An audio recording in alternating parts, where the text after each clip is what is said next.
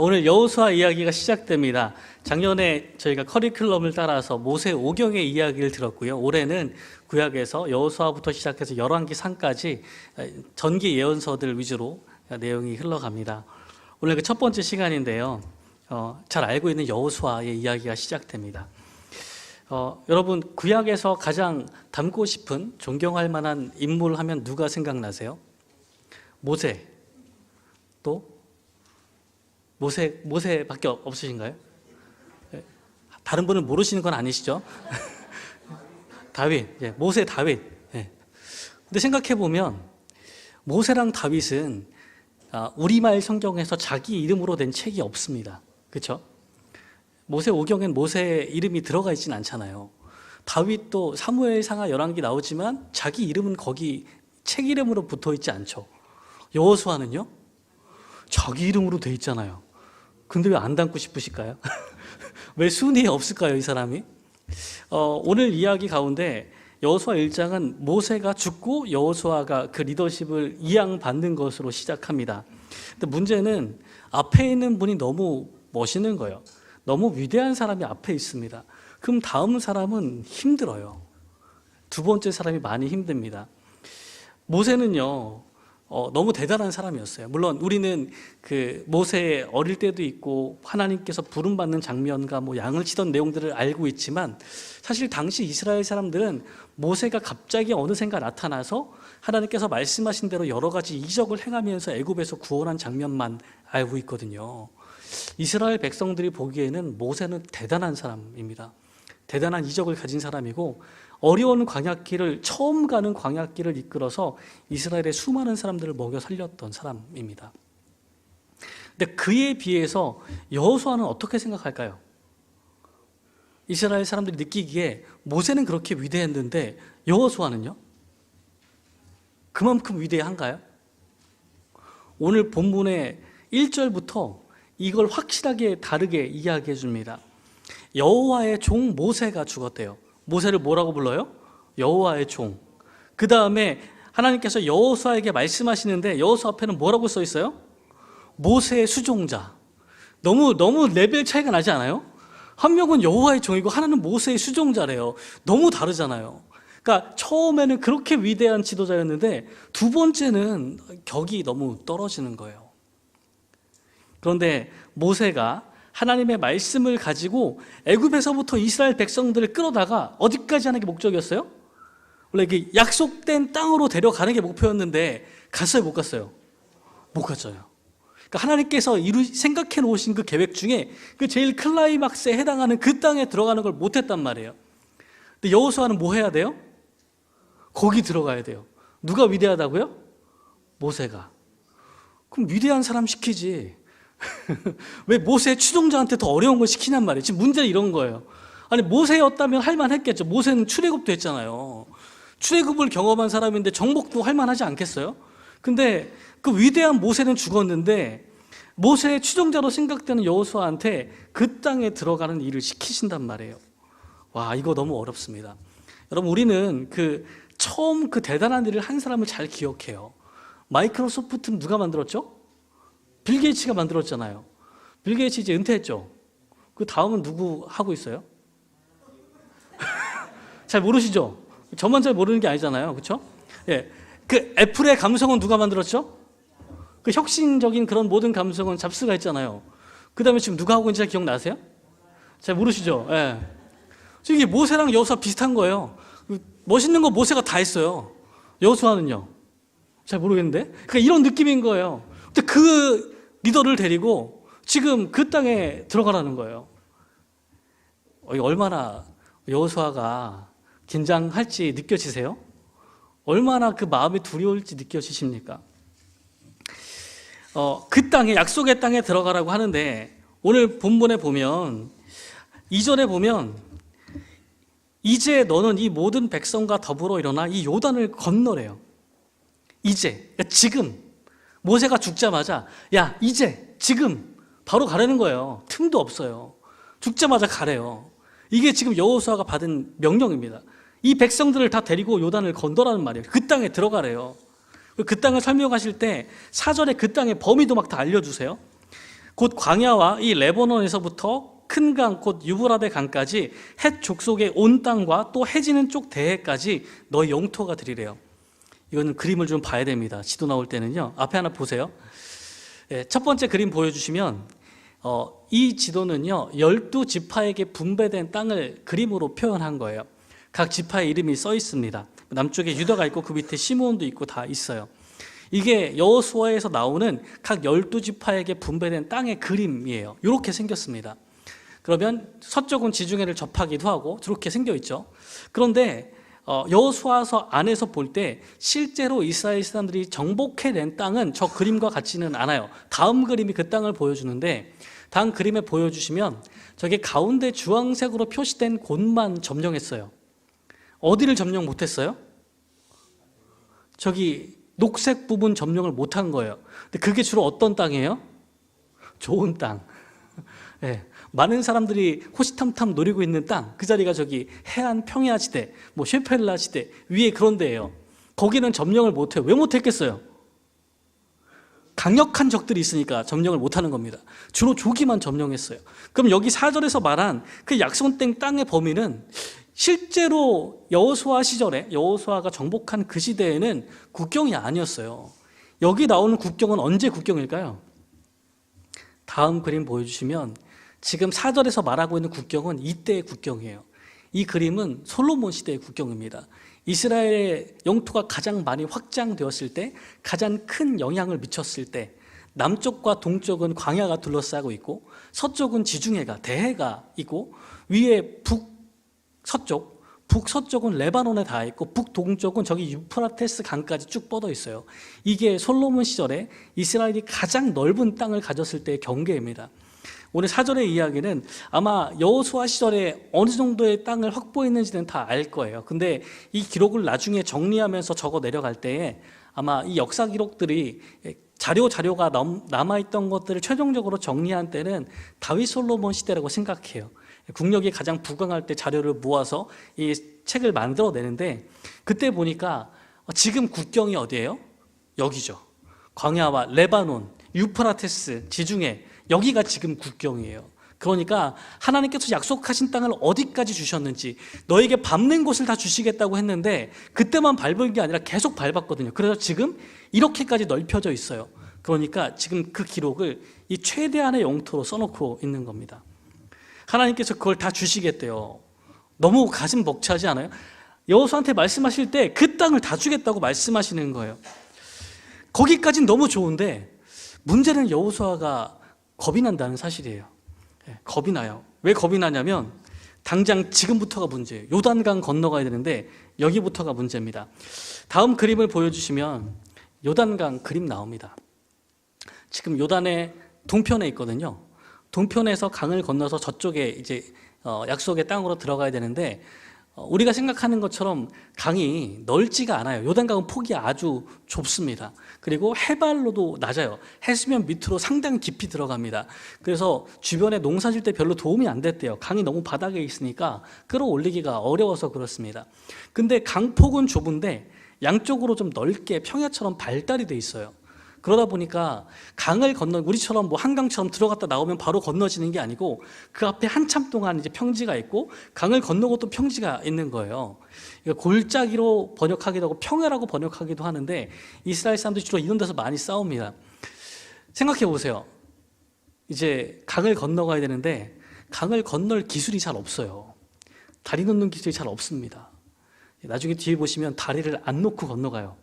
그러면 제일 위험할 때가 강 건너갈 때예요.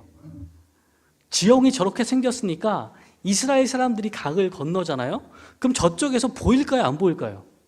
잘 보이죠. 내려다 보이는데 건너오는 게 보면 어떻게 하고 싶겠어요? 한 대 가서 때려주고 싶겠죠. 어느 타이밍에? 반쯤 건넜을 때 이렇게 치고 싶은 거예요. 이게 정상이에요. 정상.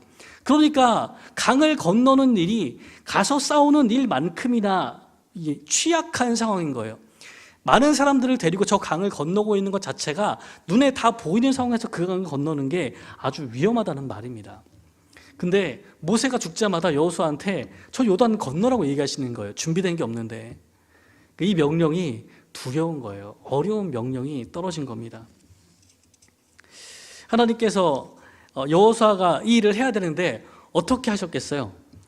중요한 일을 맡겨야 되는데 어떻게 하셨겠어요? 격려해 주셔야죠. 두렵지 않게 해주셔야죠. 그래서 이 짧은 본문에 강하고 담대하라는 말이 3번이나 등장합니다. 여호수아를 격려하고 싶으신 거예요. 첫 번째는요, 중요한 게 6절의 내용이에요. 강하고 담대하라 라고 처음 말씀하신 다음에 뭐라고 써있냐면, 내가 그들의 조상에게 맹세하여 그들에게 주리라 한 땅을 이 백성에게 차지하게 하리라 라고 이야기하셨어요. 강하고 담대하래요. 근데 조상에게 맹세하여 주리라 한 땅이라고 표현하십니다.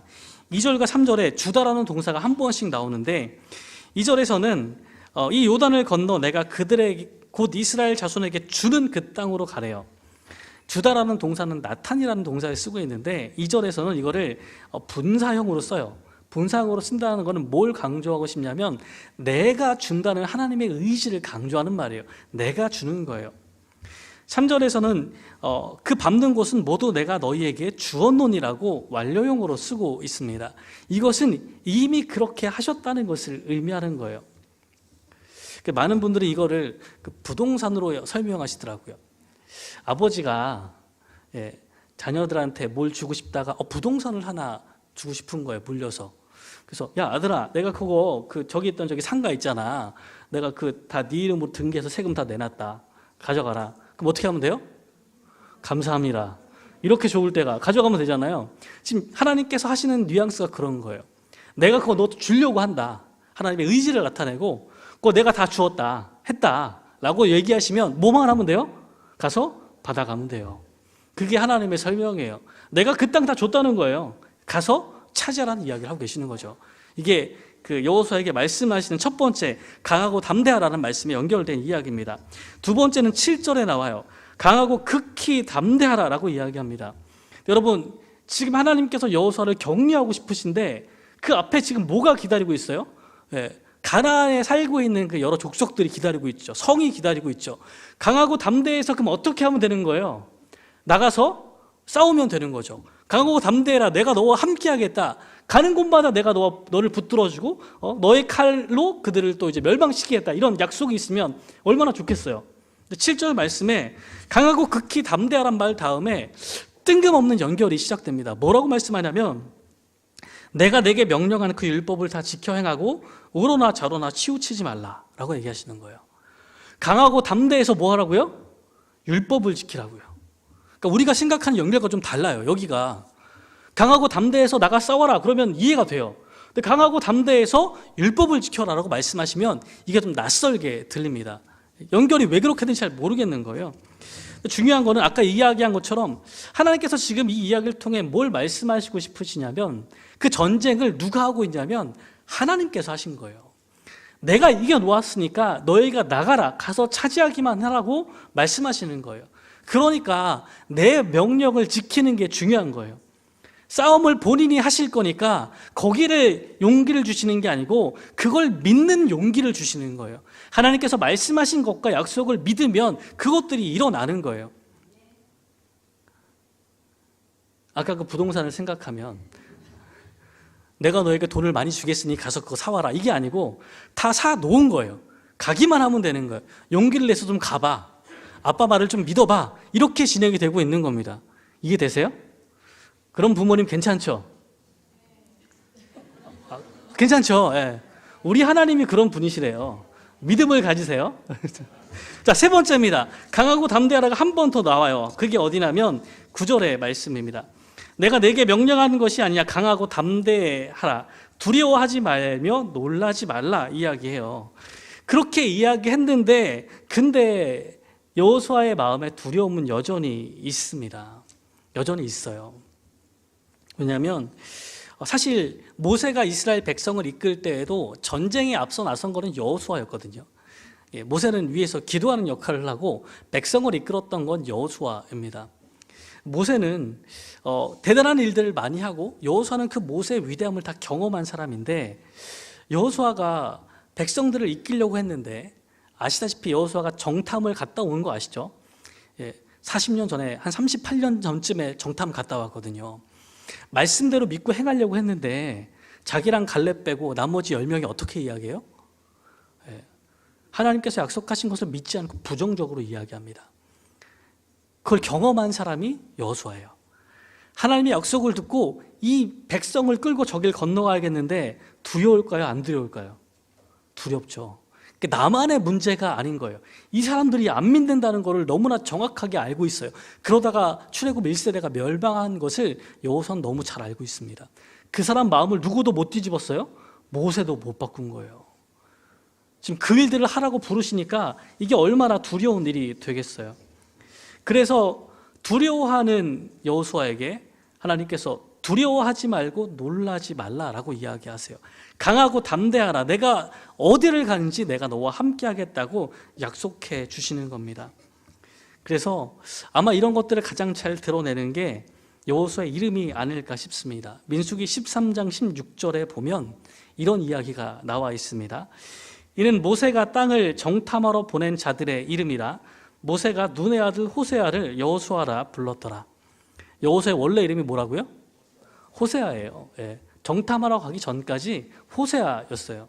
근데 모세가 이름을 바꿔놓습니다. 뭐라고요? 여호수아. 히브리어가 자음 3개만 있어요. 호세아랑 여호수아는 어근이 같아요.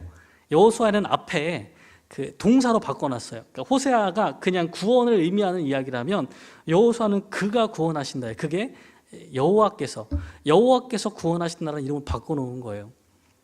우리는 고민할 때가 있습니다. 앞에 더 위대한 사람이 있고 큰 일을 했을 때 그 다음을 물려받는 사람들은 두렵고 어려워요.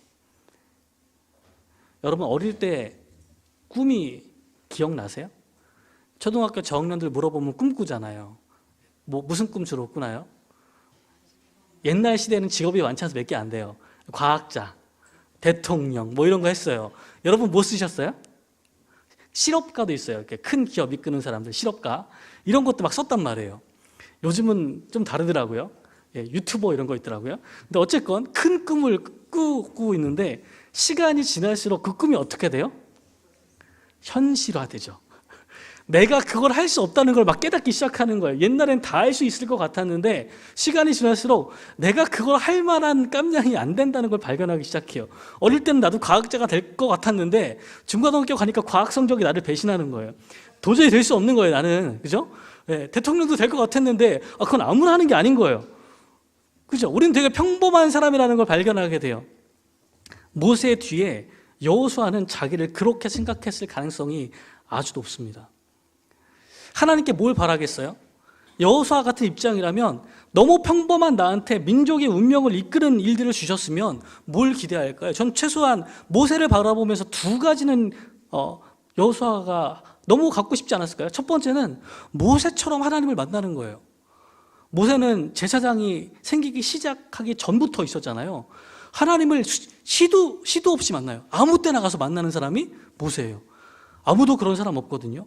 모세 이후에 아론이 대제사장이 되는데 대제사장이 하나님 언제 한번 만나요? 대속죄일에 딱 한 번 정도 들어갑니다. 모세는요? 아무 때나 가서 만나요. 너무 부럽지 않아요? 하나님께서 나를 쓰시려면 그런 거 주시면 안 될까요? 하나님께서 나를 좀 괜찮게 쓰시려면 하나님 누구는 그 기도에서 모두 받았다는데 나도 좀 신비한 체험하면 안 될까요? 나도 좀 하나님 보고 안 될까요? 나도 방언으로 외국어를 좀 받으면 안 될까요? 그러면 뭐 확실하게 말할 게 있잖아요. 근데 여호수아한테 그런 거 없거든요. 하나님을 만나는 기능들은 다 제사장에게 넘어갔어요. 이제 군사 지도자 역할밖에 안 남은 겁니다. 그러면 그거 안 된다 그러면은 그거는 이제 바꿀 수 없는 일이라고 생각하면 2번째 욕심 나는 게 있는데 모세가 그 애굽에서 이스라엘 백성들을 끌고 나올 때 하나님께서 말씀하신 대로 막 하니까 이적이 엄청 일어나는 거예요. 막 그 애굽에 있는 모든 신들이 막 다 무너지고 막 이런 것들을 경험하고 막 신나게 나온 거예요. 홍해도 갈라요. 대단하지 않습니까? 그러면은 여호수아는 어떤 게 하고 싶어요? 여기 약속의 땅 쳐들어갔는데 막 요단강도 갈라주시고 막 성도 무너뜨려 주시고 막 10개 모세 10개 했으니까 한 20개만 해주시면 되지 않을까요? 뭐 이런 꿈 꾸게 되잖아요. 근데 과연 그렇게 되든가요? 홍해를 가를 때는 모세가 지팡이라도 이렇게 들잖아요. 요단 건널 때는 여호수아가 뭐 하나요? 그 제사장들이 다 말씀대로 명령하면 제사장들이 하지 여호수아는 두드러지가 않는 거예요. 성이 무너질 때에도 여호수아가 하는 행동보다 이스라엘 민족 전체가 하는 행동들이 두드러집니다. 이것도 안 되고 저것도 안 돼요. 그럼 뭐가 중요한 거예요? 무엇이 중요한 거예요? 하나님께서 이 다음 리더십에게 원하시는 건요, 하나님의 율법을 묵상하고 지키는 겁니다. 오늘 7절과 8절 말씀이 그런 이야기들을 하고 있는데 8절 한번 보실래요? 이 율법책을 내 입에서 떠나지 말게 하며 주여로 그것을 묵상하며 그 안에 기록된 대로 다 행하라. 그리하면 내 길이 평탄하게 될 것이며 내가 형통하리라 라고 말씀하십니다. 여러분, 우리가 신앙으로 위대하고 대단한 사람이 되지 않을 수도 있습니다. 유명한 사람이 되지 않을 수도 있어요. 저도 경도 드레교회에서 목회하지만 여러분들은 저를 되게 유명하게 생각하실지 모르지만 밖에 나면 아무도 몰라요. 하나님이 기왕 쓰실 거면 위대하게 좀 해주시면 안 될까요? 생각하지만 안 될 가능성이 상당히 높겠죠, 여러분. 여러분 밖에 나가서 저 자랑 좀 하셨어요?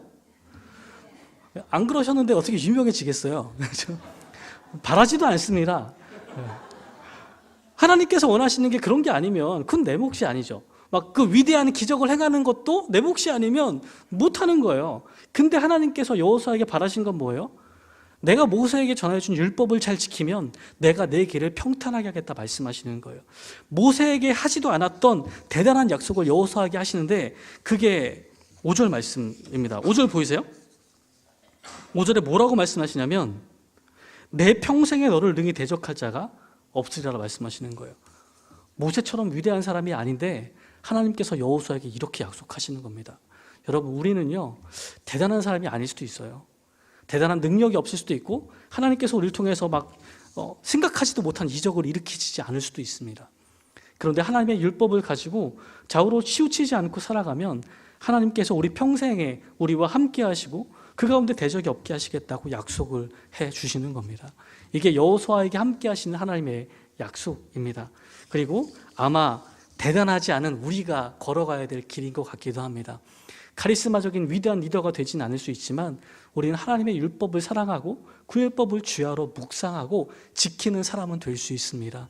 하나님은 그 사람에게 늘 함께 하겠다고 약속하고 계시기 때문입니다. 여러분, 2026년에 앞에 놓여있는 문제는 무엇입니까? 무엇 때문에 고민하고 계시나요? 하나님께서 어떻게 하기를 바라고 계시나요? 기적 같은 방법으로 무엇을 해주기를 원하고 계십니까? 우리가 할 수 있는 일은요, 여전히 하나님의 말씀을 주야로 묵상하며 가까이 하는 일입니다. 그때 위대한 사람도 할 수 없었던 일들을 하나님께서 우리 삶 가운데 행하시는 것을 만나게 될 것을 믿습니다. 내일부터 특별 새벽 기도회 있는 거 알고 계시죠? 아멘 하셨죠? 한 번 더 해볼까요? 아멘? 감사합니다. 기도하겠습니다. 하나님, 우리가 모세처럼 대단한 리더가 아닐지라도 놀라운 이적을 행하는 사람이 아닐지라도 하나님, 우리가 하나님의 말씀을 붙들고 주야로 묵상하며 우리 입에서 낮은 소리로 읊조리며 살아갈 때에 하나님 우리와 함께 하시고 우리의 길을 평탄하게 해주시겠다고 약속하십니다.